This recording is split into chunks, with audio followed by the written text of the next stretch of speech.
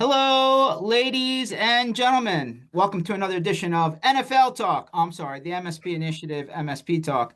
Today is August 21st, 2025. It is a Thursday. We are almost at the end of the summer. We're 2 weeks away from the beginning of the NFL season for 2025. And just in case people forgot what happened at the end of the last NFL season, this is what happened. You remember this? This is what we look like in New Orleans at the end of the Super Bowl. And just in case, any other fans and like the Dallas Cowboys fans or these Washington fans on this podcast forgot the last Super Bowl we were at, that's what it looked like there. So bottom line is we're riding high here in Philadelphia, Super Bowl champions. And but it's 0-0, right? The clock is reset. I argue as players, that's what they say. As fans, we're defending Super Bowl champions until somebody else raises the trophy. But I digress. I digress. We bring on, a return guest to the podcast in a second. Let me get some housekeeping out of the way so that we don't forget, some of the things going on. MSPinitiative.com. This session, every other session we've ever done will be there, including our YouTube, our podcatchers, all that other stuff. Like, download, subscribe, forward. You know what to do. We have a couple of things coming up before the end of the year as in-person events. First, we have the Channel Sports Tour, since we're talking about NFL. So, of course, me, being a Philadelphia fan, went to the Eagles schedule and said, well, what are some popular games on the schedule? So we circled at Green Bay, at Dallas, at Tampa Bay, at Kansas City, at Los Angeles. So if you're in one of those cities, or you happen to just, want to be floating through one of those cities during the games we have listed at channelsportstour.com, register for the wait list, and we may take you to a game. Huh? What about that? Of course, you'll get some good banter and, some food, some beverage, and some live NFL action. If that doesn't sell itself, nothing will. I can't help you. Stay where you're at. All good. Then we have the MSP Initiative Community Block Party in Miami. Okay? So if you're headed to DattoCon in Miami, we're headed there too. We took over Live Nightclub last year. We're doing it again this year. Apparently, this place is like impossible to get into damn near on a regular, Friday, Saturday, Sunday if you're a Miami, person. Many people came up to us last year and said, like, it's like the lines around the block. It's a $400 cover to get in. Like, you can't get into the place on a regular night. Well, we bought the place out. You get to experience the high roller life for a night for nothing. You're an MSP, join us. That's all for you. Until we burn out the food and beverage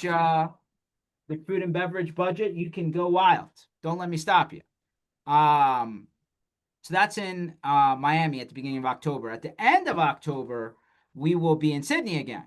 And so right there on the harbor, slightly larger venue, a little bit more than 1,000 people are expected to be there, which based on last year's attendance is pretty likely from what I can tell. And so we'll be doing an MSP block party again for DattoCon Sydney last week of October, right on the water. Can't beat that. I'm a water guy mostly. I'm not sure I do a lot of boats, but I like the beach view. I digress. So there it all is. MSPinitiative.com. You will see all of this there. By the way, these are totally free events for you as an MSP in the sandbox. If you don't like free, I can't help you. Last PSA, public service advisory or public service announcement.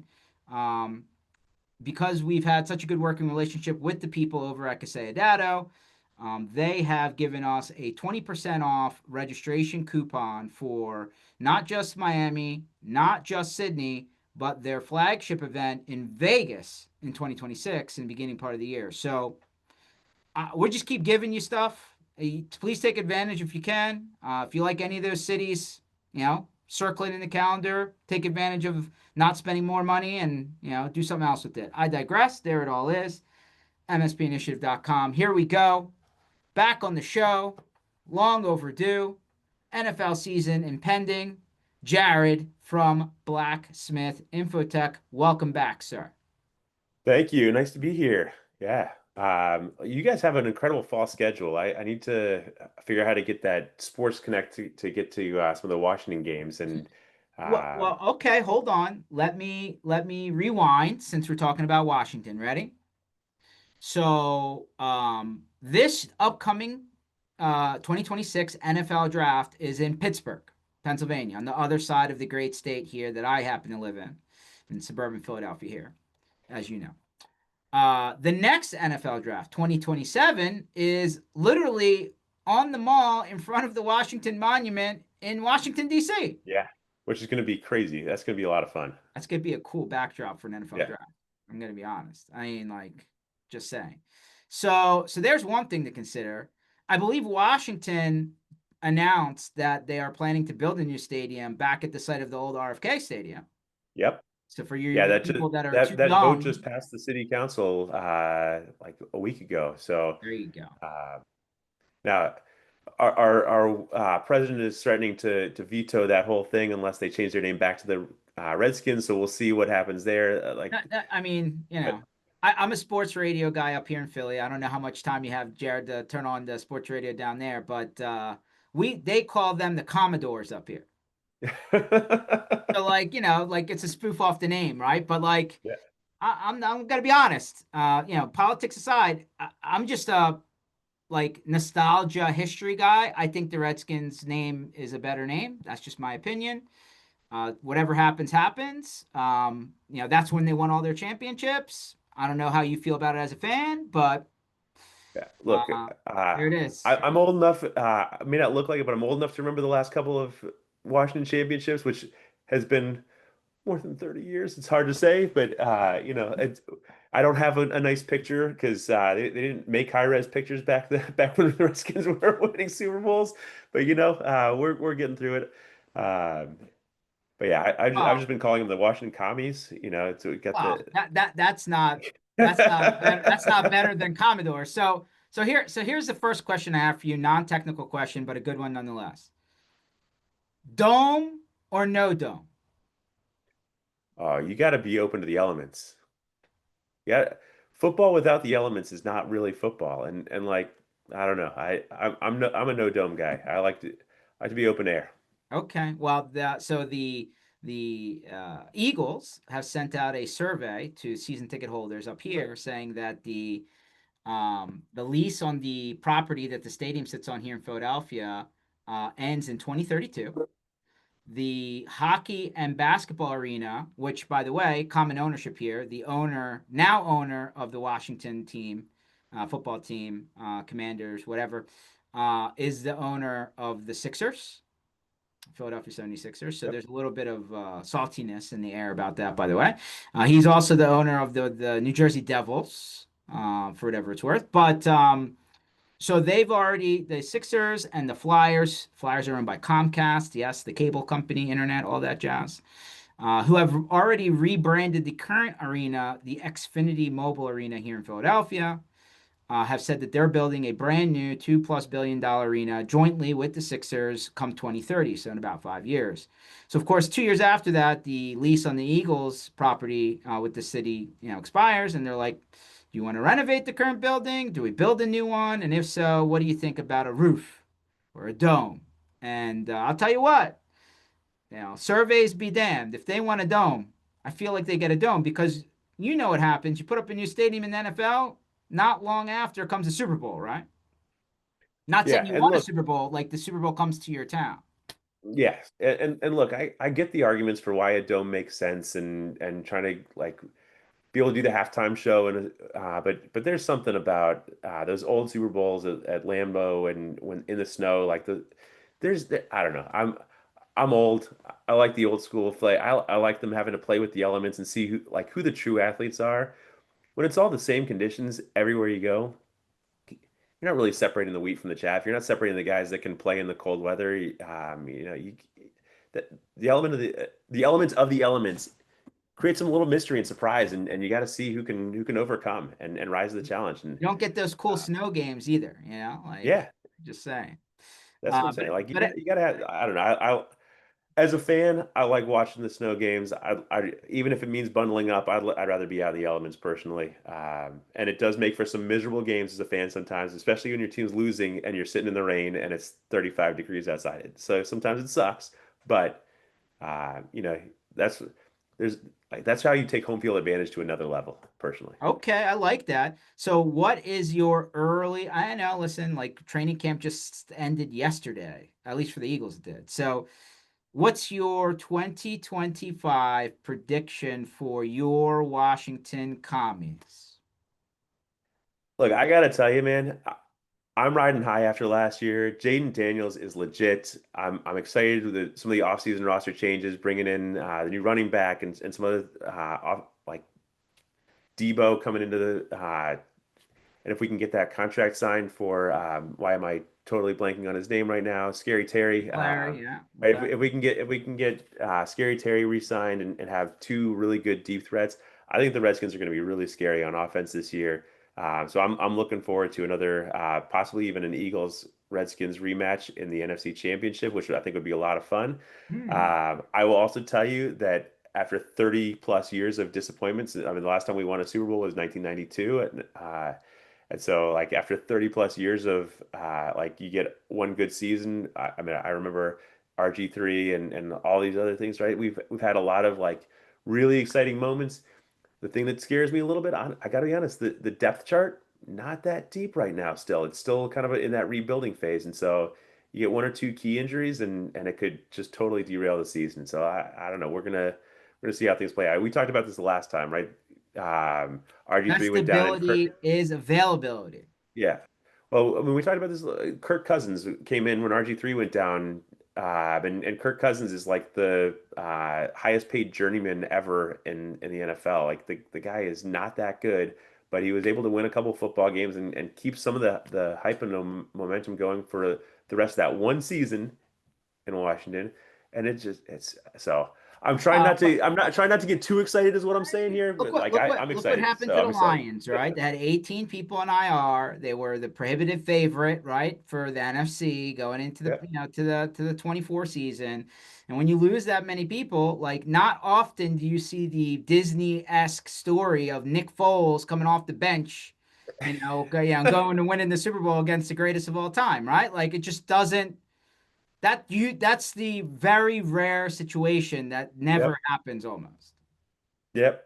So, like I said, I'm gonna put myself in the cautiously optimistic category here where I feel like we've got a really good that first string team especially is it's scary. It's really scary. It's gonna be fun to watch.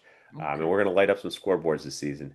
All right. And Well, then it, but hold on. I've also watched us get trounced by the hapless Patriots and trounced by the hapless Bengals already in the preseason. And it's hard to read too much into the preseason, but Yeah. like at the same time, All it, right. So let's I'm looking at the schedule separate of my Channel Sports Tour announcement there. I see we have a December 20th to be determined at the end of the season. Oh, they packaged it. It's in between. Oh, it's Eagles Commanders, Eagles Bills, Eagles Commanders to finish the season. yeah, and going right into the playoffs where it's two potential playoff contenders that could end up, like I said, in that NFC Championship game, and so we could be playing each other three times in like 6 weeks, right at the end of the season to close things out. Um, and We'll, it's we'll have to nudge you closer towards the end of the season. We'll see. Yeah, yeah, we're gonna have some fun talking about that towards the end of the season here. It's because to your point, it's all 0-0. I was talking to a friend of mine who's a sports writer out here, and I'm in the Bay Area now, outside of San Francisco, but can't get rid of my roots. But I was talking to my friend who's a sports writer, and he said, "Yeah, I don't even bother going to the first couple games of the season for a lot They're of the sports because so you they're just don't so know. You just miserable. never know who took training camp seriously, who's gonna come out firing." Who's going to get injured in week one or even God forbid in the final preseason games. Like there's so many unknowns still So that happens. if you're out in the Bay Area and you have a friend that's a sports writer, you better be like the Super Bowl's in your backyard then. Yeah, So you better be ready because even if your team's not in it, the fanfare and the pomp and the sort of the pageantry and all the other good stuff, right? yeah. There's so much good stuff that happens when the Super Bowl is in your hometown. It's great. It's the like I haven't even been to the new what is it, Levi Stadium. I guess it's not really new. I mean newer, it's but it's still newer. yeah. God 8 years old now, so like 10 years old, something like that. It's still on the newer side, but it's a nice stadium. It's nowhere near San Francisco, so it's hard to be the San Francisco 49ers, and it's 45 miles south of San Francisco. But what are you gonna Santa do? Clara, right? Yeah. Uh, Flipping topics, and I'm gonna make fun of my background button pusher, Jen, who's sitting behind the scenes here. You a fan of the TV show Dexter? Yes. Are you up to date on Dexter Resurrection? Is I was gonna say, there's a new one coming out, a new like Oh, it's reboot coming out. out, right? It's out. Is that It's happening okay? as we speak. All right. I have not seen the newest reboot. That'll be like my wife and I will definitely watch that. Okay. We Well, liked I'm the going to give last you reboot. one nugget because I have Okay. to razz Jen on the All recording right. here. So Jen, like for some reason didn't watch TV for a lot of her younger days for some reason, and then like all of a sudden was started binge watching like all the good TV that was like, in the 2010s and whatever, a little bit of 2000s. So like she got into Dexter, she binge watched Dexter, she binge watched Sopranos, she binge watched all these TV shows, and I'm like, man, it's been a minute. Like where were you when all this was like coming out for real? Yeah. Like, Suits, right? Anyway, Breaking Bad, she just posted. So she had watched all the original Dexter. Then she watched Dexter New Blood, which is like, hey, they kind of needed to fix the end of the original Dexter, right? Which I Yep. think they did. And then after that, they launched Dexter Resurrection, which is like still in episode 8 is coming out tomorrow out of 10. Okay. And by the way, it's going pretty well, Jared, because they've renewed it now for seasons 2 and 3. So, good Perfect. news. Yeah. So I'm going to give you a little tidbit because apparently went right over Jen's head in the first 3 episodes, as like they're rolling out the whole plot to Dexter, which is based in New York City in this season, for whatever it's worth, there's an MSP. Oh, nice. There's an MSP. She said she was getting a snack, but for 3 episodes in a row, she was For getting a three snack. I'm episodes, not getting too a sure. snack, yeah, So, that's a so, very so, big snack. Come on, so, that's so one of the characters in the season, which you will watch, I'm not going to like blow for you, works for a company called Bridge Data Networks. all Okay, right. like hoodie, backpack. He's doing server reinstalls. And I was like, this is an MSP, guys. Like, this isn't Geek Squad. Like, this is like our industry made it to an actual television show. And Jen's like, what are you talking about? And I'm like, that's like a main part. Like, it's like 3 episodes deep. They're like drawing this whole MSP thread out. And she's like, oh no, I don't know. I must have not been paying attention. And I'm like, I don't know how you missed it. It's like a pretty big part of the story. Yeah. So like anyway, look forward to that. If you're a Dexter fan, guys, you're listening to this, you're like Dexter, like isn't that like a television show about a serial killer? It's like it's based off a comic book, by the way. For Yeah. whatever. Well, and let me tell you, so my wife is she's very opposed to anything with violence, and yet Okay. Dexter is one of her favorite shows. And I don't know how to square that circle, but at any rate, she loves Dexter even though she hates violence. And so I couldn't get her to watch Game of Thrones or Breaking Bad or like again, a lot of the class, The Wire, all these things were too violent for her, but Dexter was fine. I'm like, there's blood flying everywhere. Come on. Anyhow, so we're gonna be really excited about this and having the Definitely, MSP like lens for the first 3 episodes you is will that's watch exciting. it and you'll be like, "Holy crap, he was right." And I was like, "Listen, this is like front and center. Like our whole industry is literally at the middle of the plot line for 3 episodes." And I was like, "This is great." I don't think Amazing. anybody realized it. That's Definitely amazing. not Yeah. Jen. Cool. Is Jen even in the industry anymore? I mean, come I on. don't I don't know. I don't know. Yeah. If she's getting a 3 episode snack, I mean that's like a 3 course meal or I nine know. course meal. I That's know. like yeah, come on. I know. These are like 45-minute episodes. These are not I short know. ones. I agree. Almost an hour. For whatever it's worth, Jen, have you gotten to the wire yet? I'm sure she'll chat in. Oh, that's the next Yeah, one she's got to put on her list. She's got plenty. Not yet. Okay. yeah. All Well, right. Jen, who watched The Sopranos and was like absolutely head over heels in love with The Sopranos, The Wire is 1B to Sopranos 1A in my opinion. I know that's a high, bold statement, but I'm not the only one making that, Yeah, that's statement. I can give some thumbs up of approval to that endorsement. That's uh these are great shows. So She's like, cold weather is coming, so I'll knock it out this winter. Sounds about right.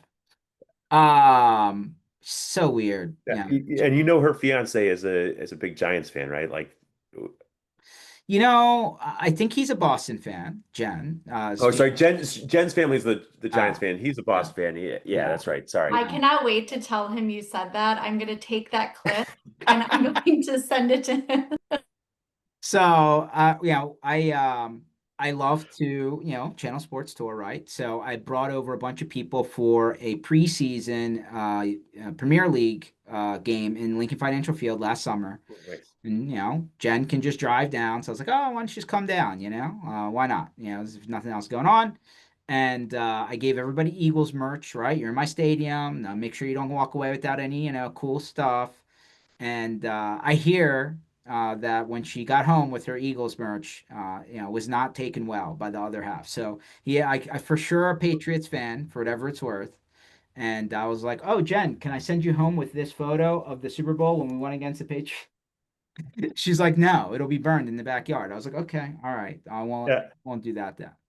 Yeah. That's at least she knows that much there. That's good. It would be wearing anything Eagles home into her own household, like going home to see mom and dad with an Eagle or her brother with an Eagles hat on. And Well, I could. when I had to send Jen to some Channel Sports Tour this year, and these Eagles at games, right? She's just gonna have to deal. Like she's gonna have to tell you, she's gotta hide those photos from her family on the social feed. Too funny.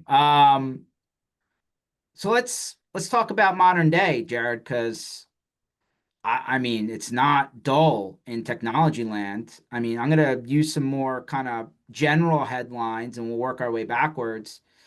Um, let's start with AI. Seems to be the favorite topic of the day. And can't hide from it, so might as well. AI, I haven't heard about that. Can you tell me more? It's Yeah, Allen Iverson, the answer, number three. yes. Yeah, Okay. Yeah. yeah. All right. Perfect. Yeah. So there's a petition here in Philadelphia to make sure that any reference to AI actually means Allen Iverson. Just letting you know. Don't know if it's gonna pass, but there it is.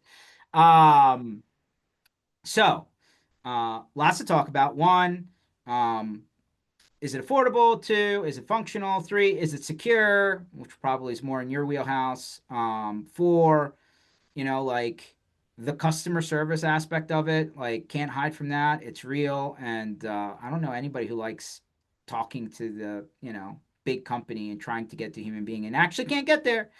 I always laugh and joke, and people who listen to this podcast often are like roll their eyes once again. Where I'm like, hey, yeah, Frontier Airlines deleted their phone number. You can only talk to them to their app. I'm never flying that airline, not just for that reason, but definitely that is on the list. I mean, like when I have a problem, I want to get to somebody, and rarely does the automated, whatever you want to call it, actually solve my problem. I'm not against efficiency. I'm bleeding edge guy. I love it. I'm in the tech business for that reason, and I'm all about getting the upper hand because I was willing to put time in where somebody else just waited. But one of the things that is super clear, and I've written and not written, read article after article after article after article, is like all of this AI stuff bypasses like 25 years of best practice around software development and security. So like are we opening up just absolutely the easy lane, the easy pass lane, the fast pass lane at Disney World for the bad guys who literally are just going to take advantage of the fact that this super cool technology, which can pull in all of your data at warp speed, is like also no lock, no key, right? Just Yep. open to the masses. What's your opinion there? Yeah. Well, I mean, so there's a lot to unpack in all that. The Sure. Let me start with a story actually. So I had a friend call me the other day and say, "Hey, Jared, I've been vibe coding this app." I'm like, Yeah, I hear that's cool. popular vibe coding. I Yeah. said, "Cool story, bro. Tell me more." Right. So he's going walking through this, and he says, "Yeah, so I've got to the point. I think it's like 80% of the way there for my MVP, and I want to get it out and start having people test it. But I've got one feature that's not working. Like my web app talks to the back end, my mobile app isn't talking to the back end, and I don't know why. And so I need to fix that bug. And then there's a feature that I want to build, and every time I get one thing to work, the other thing breaks, and vice versa. And so I'm close, but I can you just introduce me to a developer to help me get it across the finish line?" And I said, "Yeah, sure. Happy to introduce you to a developer. I've got tons of people in my network. What language is it written in?" "I don't know."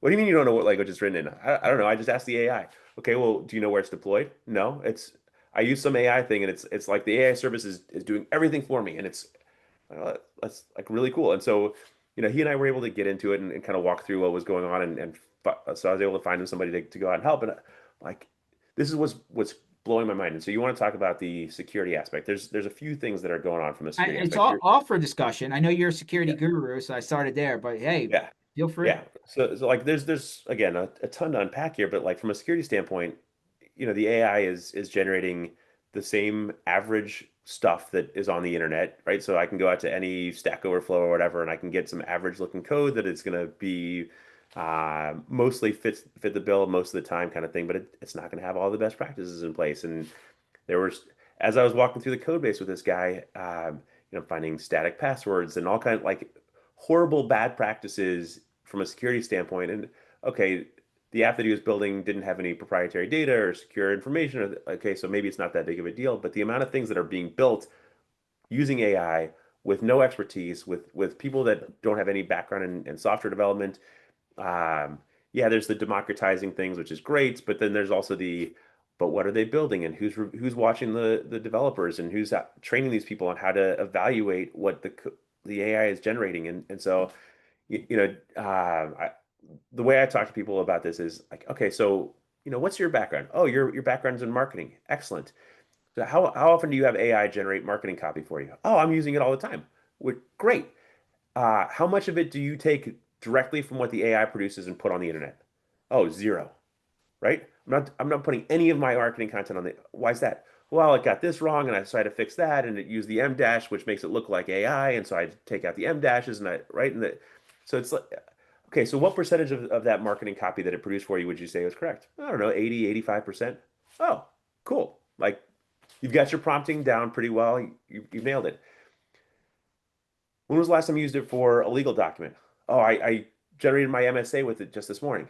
Cool. Did you have a lawyer review that? No. Did you just send it to a customer exactly the way it was? Yeah. Huh. So your marketing copy was 80 to 85% correct, and you understand that space really well, but you're willing to send a contract out to your customer that hasn't been vetted. Huh.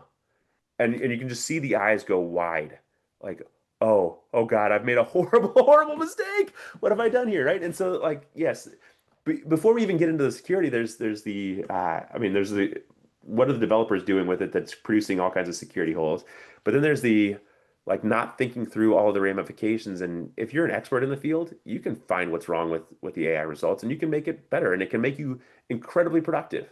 But if you're not an expert, do you know that 15, 20% that's wrong to fix that and get it right before it goes out to your customers? And if not, you probably need to find somebody who has that expertise. Or somebody who's like, well, you do the one AI to write the initial code, then you do another AI to do the bug fixing on there. And I'm like, what? I was like, you Yeah. don't even know what they're doing. You don't even know what these apps are doing. Yeah. But that was the thing. I saw an ad on Reddit the other day. It was if you're vibe coding or if you have AI writing your code, you need to have AI fixing the vulnerabilities. What? No, no, don't like come on, you're killing me here. It's definitely So like I mean, I was, I think it was right after June, like right at the end of June, like Microsoft, there was a big article that got released. I think it was on, I have to go back and look. Maybe it was Wired, one of the big, pretty, recognizable name, publications. And they were like, hey, Microsoft has a lot of security problems with Copilot. And I was like, but Copilot's just really sitting on top of a ChatGPT, right? Like they own a part of the company, this and the other. Um, and then the next article was, well, people just prefer ChatGPTs over the Copilot version. And I was like, why? Oh, well, Microsoft kind of sanitizes it and like waters it down. And I was like, oh, that's the way this article kind of positioned it. And I was like, okay, interesting. Didn't realize that. And then it went on to like kind of spell out what we're talking about now, right? It's like, hey, like whether you're borrowing from somebody's GitHub repository or you're writing it or whatever, right? Like there's just certain things that are known problems when you're writing software that have led to some of the largest 0-day things, right? Forever. And like for some reason, you don't think about this when whether you're not prompting for it or just the AI capability just wasn't written in such a way, right? Maybe they didn't intend for it to be doing this, but then like I'm trying to piece this together because then Microsoft themselves announced, hey, we just saved $500 million. We just laid off a bunch of people. AI is now doing all this work. And I'm like, I can't quite, you said, what was the comment you said? Like make the yeah, square square the the circle or circle. whatever, right? Yeah. It's like, I was yeah, like, I'm trying to figure out how they've taken this and made it passable. And I'm still missing it. yeah, no, it's um So the way I look at it is, if I can add 10% productivity gains to my engineering team, Hmm. right, and I've got 10 engineers, I've essentially added a full extra body to my engineering organization by giving 10% Okay, gains. it's like a So, Moneyball. right, and then if I'm doing this at GitHub Copilot is $20 a month. Okay. Right. So if I'm doing that at $20 a month times 10 developers, $200 a month, $200 a month is significantly cheaper than another developer. Yeah. So I can get massive productivity gains. And so now, if you're at the scale of Microsoft where you have 10,000 engineers Mm. and you're getting 10% Economies of gains scale. and right, and you can lay off 1,000 people and I mean I think they are like 40,000 engineers or something. It's ridiculous, but right. But if you can lay off 10% of your organization, 4,000 people, let's call it engineer salaries. Even if you average that across the world at $100,000, because you'll have some very expensive people in the U.S. and some less expensive people outside the U.S. Right, $100,000 times 4,000 people, you can save significant amounts of money pretty quickly. Right, Okay. I can't do the math off the top of my head, but that's tens of millions, if not hundreds of millions of dollars, right there. Right, so it's you can quickly save a bunch of cash if you're thinking about it from that lens, and you can still produce a whole lot of stuff and still be pretty good. Now, I think you look at the headline number and you say, oh, they saved $500 million. Like that's a massive headline number. But then when you think about the amount of money they're spending on payroll every day, anyway, it's you know, and also, I mean, you look at it's just record profits right now for all of these big tech companies, and a lot of that comes down to uh, the way that they're delivering stuff. And right, so it's a little bit easier for them to save $500 million. Like we were at ChannelCon a couple weeks ago, and somebody came up to me, and this is a really clever ploy. But one of the other vendors was going around to all the vendor booths saying, "Hey, would you like an extra 20 grand in your pocket because our solution's better than whatever you're using today?" And now I'm using the free tier of the software that they were competing against, and so I was like, "Yes, I'd love an extra 20 grand in my pocket right now. Thank you. Can you just write me the check right now?" And he's so and yeah, I thought it was a really clever marketing hip to get the other vendors to start using their software. But like, when we're talking $500 million, they're not talking. We're not playing at the same scale as Microsoft here either. So That's fair. No, I get where you're going. The Moneyball part of it is, hey, I don't need to replace entire departments. I'm just going to augment the existing people, and then by the time you do the incremental, value, it kind of rolls over like a snowball rolling down the hill. Got it. yeah, Okay, I'm with you. I didn't think about that approach, right? I call it the Moneyball approach, right? If you ever watch it. yeah, yeah. No, of course. For all It's you out there, Billy Bean is great. yeah. That was a great film. Which let's not get into the A's and what's going on to that poor organization right Just now. Vegas. Vegas is just, so usurped all of Northern California. Well, Uh, they're not even in Vegas yet. They're still in Sacramento and like I, can't even I, draw. They can't I know. even sell Okay. out the 20,000 seat stadium in Okay. Sacramento because Hold on. We can go back to sports for 2 seconds. So yeah, you heard about the probably this just earlier within the last 7 days, commissioner of MLB came out and said, "Hey, we're thinking about adding expansion teams, and then when we do that, it'll give us a chance to do a realignment of all the divisions." yep, And so now all the speculation goes like, "Oh, what would the divisions look like, right?" And it's like, well, some of these teams, and the geographies, right? Like imagine where the Tampa Bay Rays are, right? They're playing in a Steinbrenner Field, minor league park, across from the Tampa Bay, stadium, NFL stadium, because their stadium like had a problem, didn't get done in time for the season.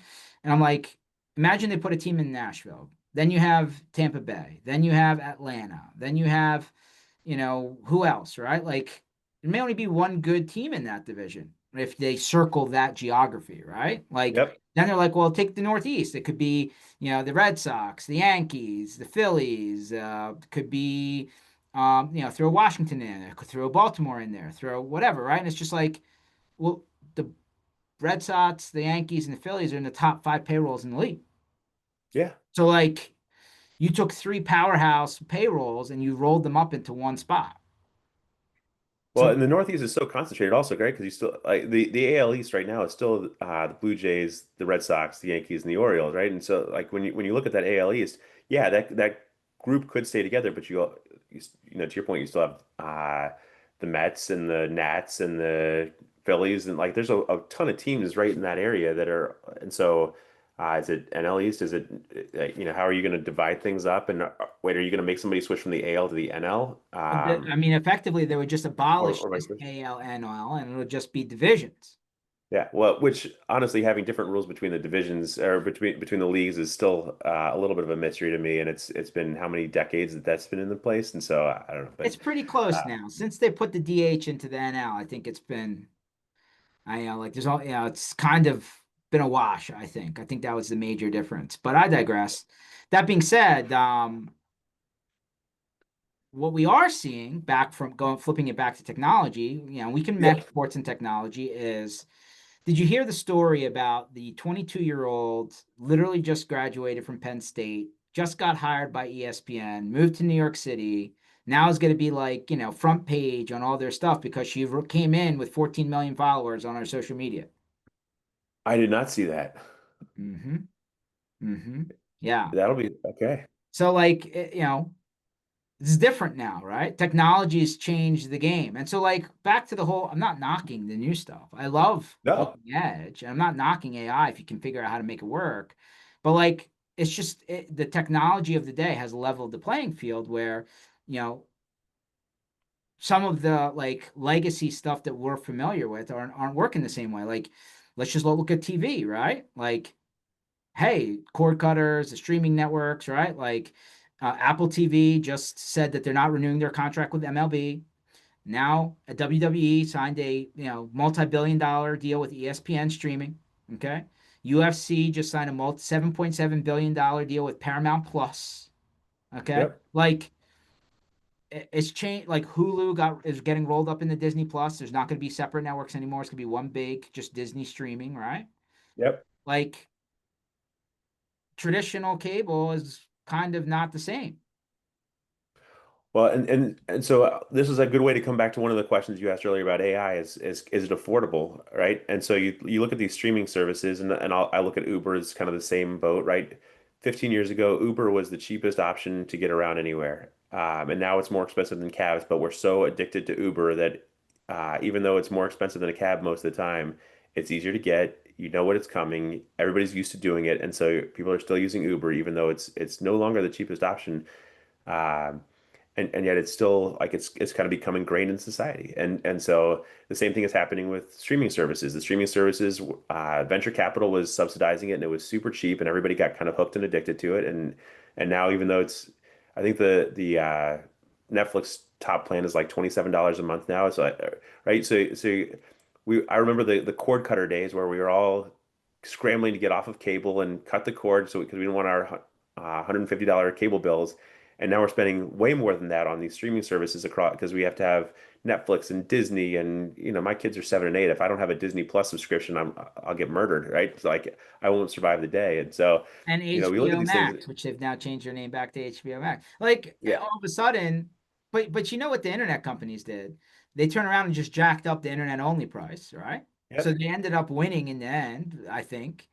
And then I don't know yeah, about you down, over on your part of the world, but over here, Comcast HQ here in Philly, they were having such a jettison of clientele because they would do the whole, oh, your promotion's over, and then your price went up by like 5x, that they started rolling out the 5-year price lock guarantee campaign. okay. They're like, hey, sign back up, come on back. We'll make sure that you don't have to call in and play the game for 5 years. Which is not bad, but then what happens in 5 years when all of a sudden it's like, okay, well, now I've got to price in 5 years of updates. I'll tell you, I've had AT&T fiber at home for the last. We moved into this house 6 years ago. I've had AT&T. They've not raised my rate once. I never had a conversation with them about it. It's just like set it and forget it, and it's been great. And it always just works, which is wonderful.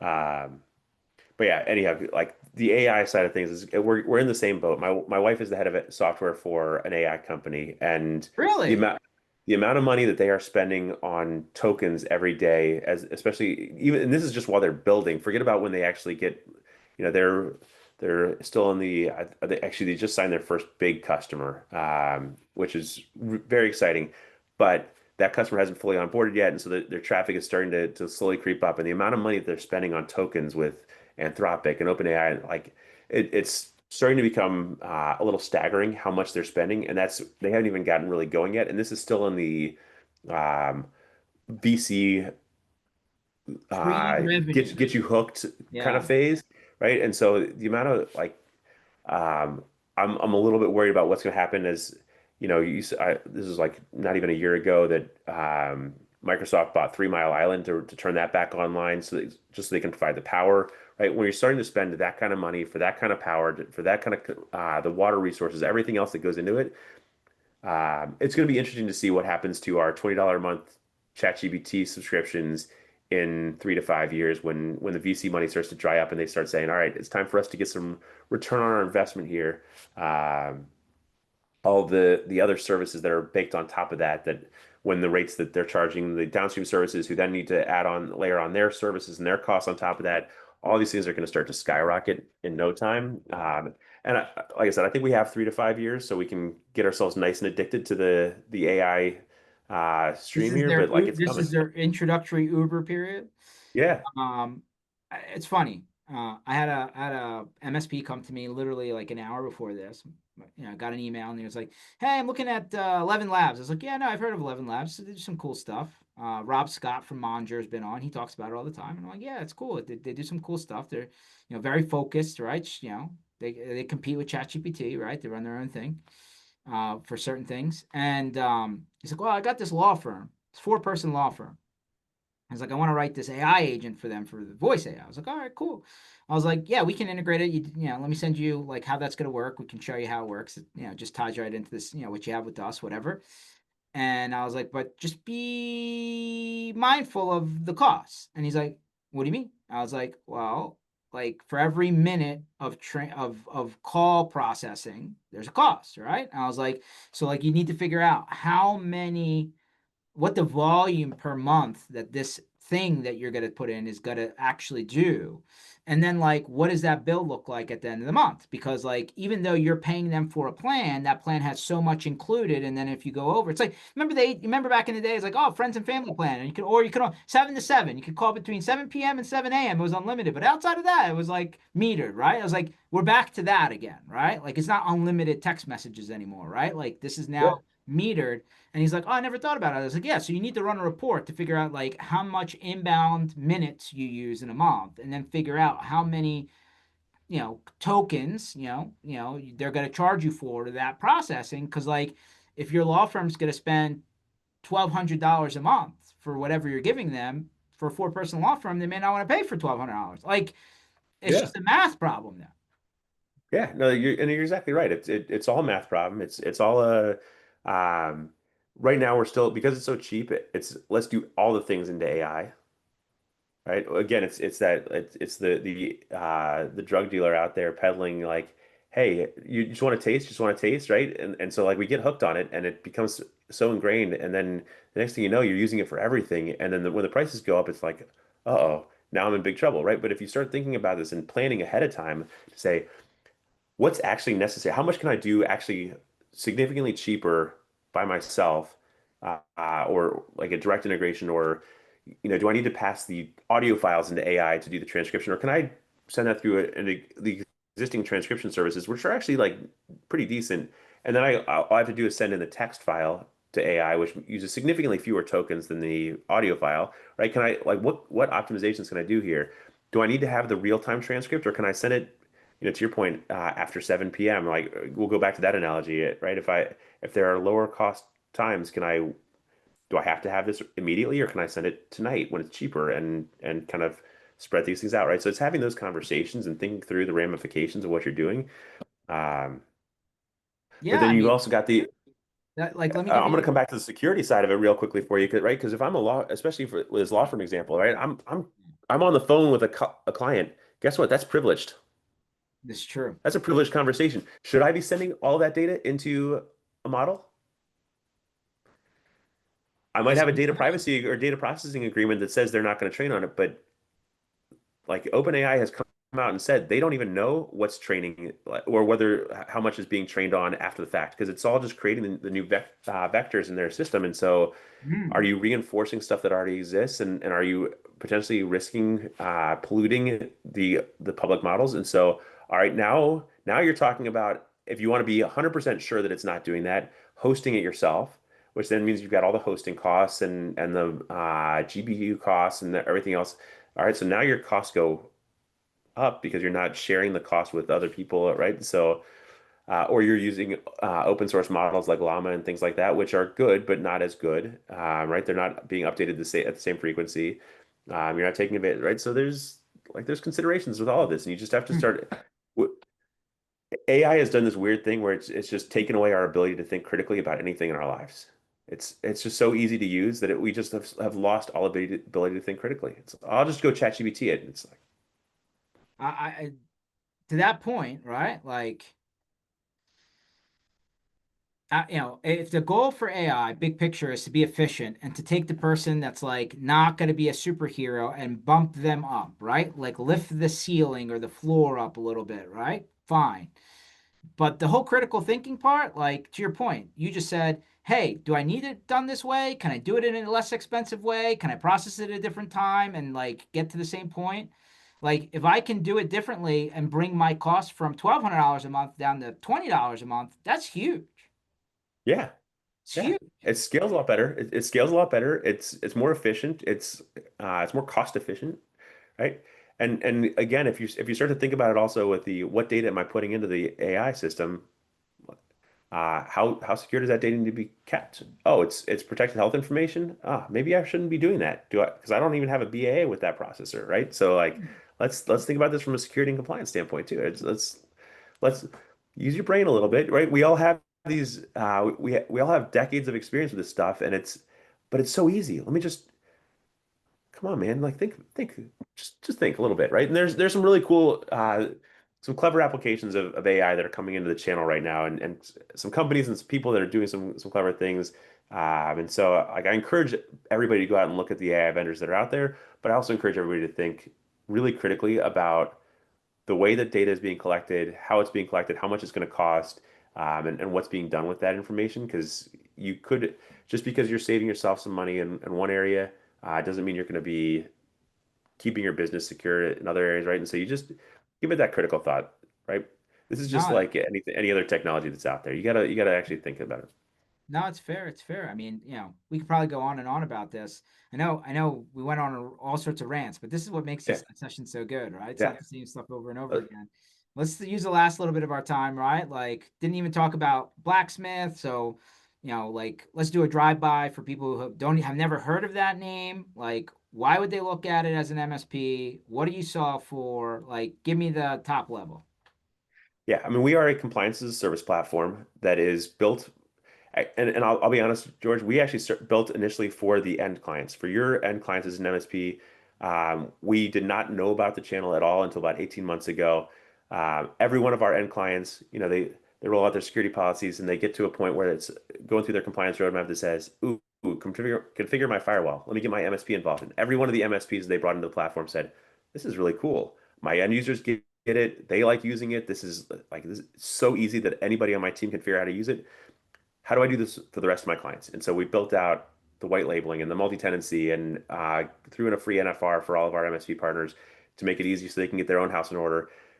And we've been growing like gangbusters. So like I said, we entered the channel 18 months ago, haven't looked back. It's been like we felt like we came home. We didn't know the channel existed, and we've been to the last couple of channel cons and IT Nation events and ASCII and Channel Pro, you name it. We're out in the like talking to folks and we're nerds. We are not sales and marketing people. Like we're out there it's fun for us to just get out and talk to folks and have a good time.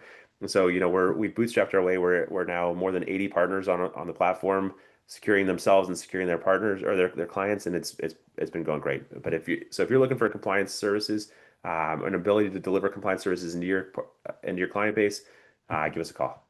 Okay. Devil's advocate. Why don't I just go to ChatGPT and they'll give me all the compliance documentation I need? Yeah, look, this kind of goes back to what we were talking about earlier, right? If you're a marketing expert, if you're a PowerShell expert, and you ask ChatGPT to generate that PowerShell script for you, you'll find the things that are wrong with that, and you'll be able to fix it and make it work perfectly for you, and it'll get you 80, 90, maybe even 95% of the way there.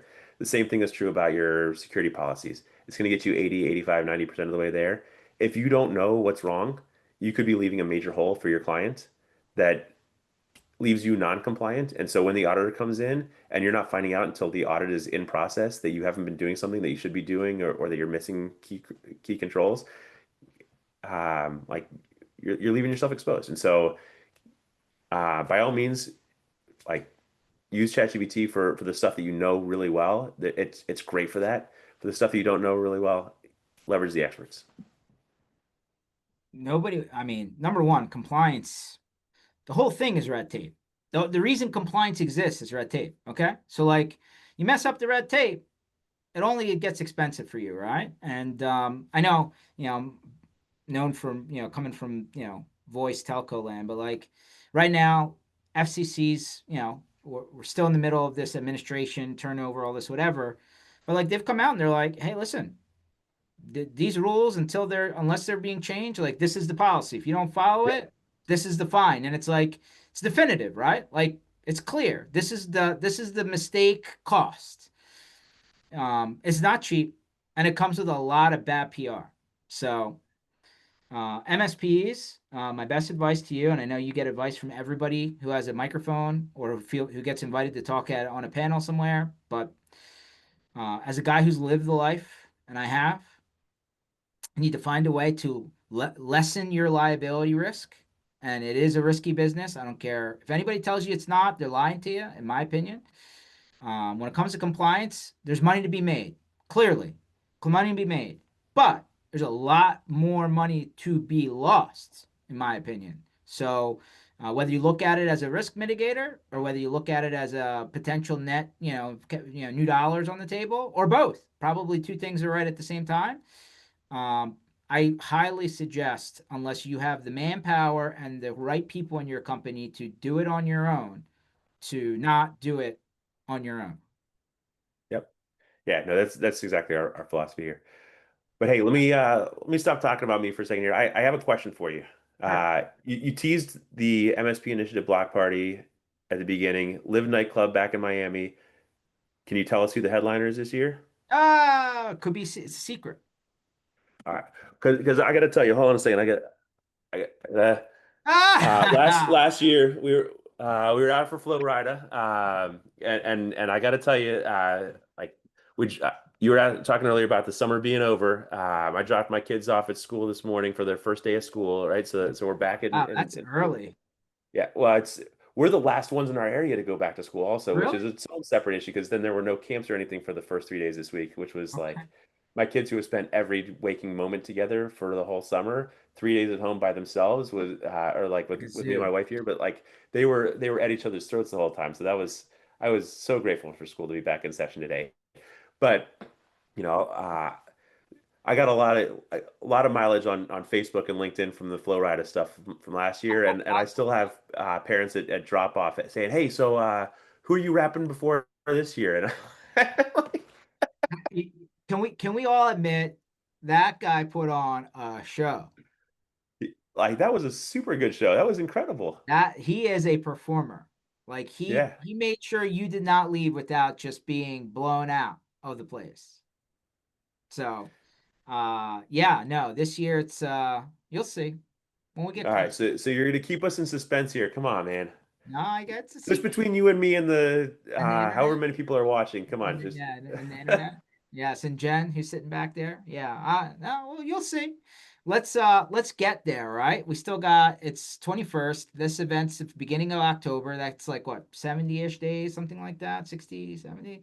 Um, there's a lot of time in between now and then. We're gonna build the suspense a little bit. Let's get all people to right. Miami, and then and by the way, Jared, I have people who are like, "Hey, I'm in the area. I'm just gonna come to the party." I'm like, "That's cool. You can do that." They're like, "Oh." I was like, "Yeah, listen, if you're close enough that you can come to this, you should network with the people that are here because, in my opinion, that's how you learn. But if you're just coming by for this party, yeah, you can come to the party. It's fine." And like, they're like, "Well, yeah, that's the part that, I just want to have a night out." Uh, I was like, I'm, by the I'm way, it's in the middle of the week. It's on like on a Tuesday or Wednesday, right? I was like, I don't know what you're doing for Thursday and Friday, but okay, cool. yeah, look, I'm only 3,000 miles away. It's practically my backyard. So I bet you there's a direct flight from SFO to Miami. oh, several. Yes, I believe me. I'm working on it. It's it's convincing my wife and my older daughter, whose soccer team I coach, that I can take a few days off to go party with You you should just and bring them Naomi. with you. It's My wife has this crazy idea that the kids need to be in school during school days. I'm like, she's third grade. She'll survive. Come on. So Okay. I got you. Somebody's got to take care of the kids. I'm with you. I yeah. got the same problem. Trust me. Although she tells me if I ever sign Simple Plan as an act, she's gonna come. I guess that's one of her, Okay. gotta That's see. Yeah. got it. As long as it's not the hall pass, then we're okay, right? Yeah. Could have a whole episode just on that, I think. But I Yeah. digress. Yeah. So for people who are listening to the audio part of this podcast, because you're driving when you listen to these, and I do that all the time, by the way. Jared, I'm going to spell his last name for you because I've been asked to spell these last names because like people have to go back and look it up, right? So Jared's last name is Casner. LinkedIn, you'll find him, right? He's on all the platforms that you expect him to be on. The company's name is Blacksmith Infotech, and what is the website for that? Blacksmithinfosec.com. And like I said, you find us on LinkedIn, book a demo on our website. You can start a free trial right from our website. You don't even need to talk to a salesperson to get started. So jump on in, give it a shot. Happy to help. So what you should do is you should find Jared on LinkedIn and start sending him messages about Dexter and the 3 episodes at the beginning of this season. And then who knows where it goes? Maybe he'll hook you up. Yeah, give me through the weekend so I'm not caught up, so you're not spoiling anything for me on that. But yeah, I'll be happy to talk Dexter starting Monday. Or start sending him messages about how Washington's going to win the division and host an NFC Championship game. Then he might just give you all sorts of stuff. Yeah, look, especially if you could help Washington win. That's if you have a brother or cousin or bookie that you can get to break some kneecaps on the opposing teams. That's Unbelievable. Bookie's going to come break kneecaps. What are we, 1985? Yay, look, I'll take the win however I can get it, man. Come on. This is like Ace Ventura, circa 93. Yeah, hey, laces out, Dan, laces out. It's a great movie.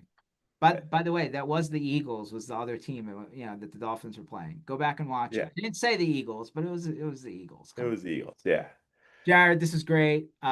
Definitely got to poke you as we get closer to the, and as the Please season do, progresses. please do. We need to do like a Kelsey Brothers style podcast right before, Oh yeah, right before or right after one of these. Like maybe we'll break down one of the 100%. matchups before in between or something. Driving note on the way out of here, I was asked by another vendor in the space to produce Jason Kelsey for an event. And I was like, Okay. anything can happen with the right amount of money. I mean, I'm Taylor Swift and the other brother aren't coming, but I can get you Jason. So say nobody can afford Taylor, but we do what we get. Crazier things have happened. You never know. All right, so that's what I'm hearing is you're teasing Taylor as the Oh no. I am officially not teasing Taylor.